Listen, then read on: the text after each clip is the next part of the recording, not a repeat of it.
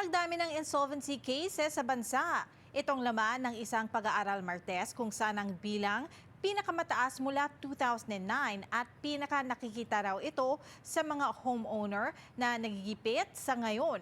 May report si Kisha Balatbat. March 2024 nang nakalipat sa nabiling bahay si Christy Glipa sa Alberta kasama ang kanyang kapatid. Aniya, mahigit isang taon daw silang nagplano at nag-ipon para mabili ito. Nag-usap kami ng kuya ko, which is my brother, na sabi namin maybe we can buy a house. But during that time, I have two jobs. Hindi naman siya full-time pero part-time siya pareho. But since okay naman yung sahod, and also yung kuya ko is currently full-time nung time na yon. So we basically nakaipon naman kami ng sapat para makabili ng bahay na also makapagbigay ng down payment. Ngayon, nakatira sila sa nasabing tirahan kasama ang iba pa nilang kaanak. Ilan daw sa mga paraang ginawa nila para makamit ang pangarap na bahay sa Canada. Aside from saving money, is we're trying to lessen up yung mga hindi namin kailangan bilhin. And instead of buying things na gusto lang namin, we save it instead for savings. And since we have plan in the future to buy a house nga, which is nangyari na. So it's really helpful if you know how to save money and be wise of using money as well. Pero hindi lahat nakakagawa nito. Sa bagong datos ng Equifax Canada, nakitang dumami ang insolvency cases sa Canada at pinakamataas ang bilang ngayong taon mula noong 2009, lalo na sa mga homeowner na ramdamang hirap ng buhay.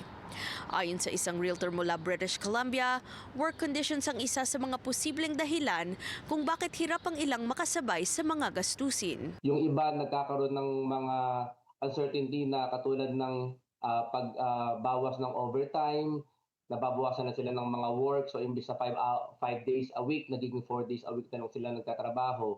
So syempre, napoforce sila ngayon na mag-ipon at mag-adjust sa kanilang mga gastusin. Ayon sa datos, tumaas ng 18.8% ang insolvency o ang kawalang kakayahang magbayad ng mortgage o anumang utang.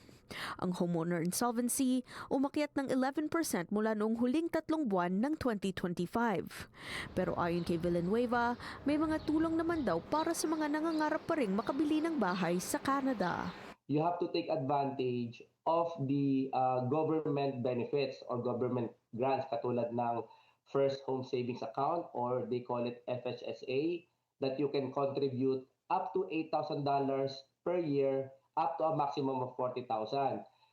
That advantage is tax deductible, meaning it reduces your income, your yearly income of $8,000 per year, so you get tax refund on the following year when you file your taxes. Dagdag niya, maaaring lumapit sa mga mortgage specialist o broker para malaman kung magkano ang kailangang ipunin at gumawa ng budget batay nito. Kisha Balatbat, Omni News, Toronto.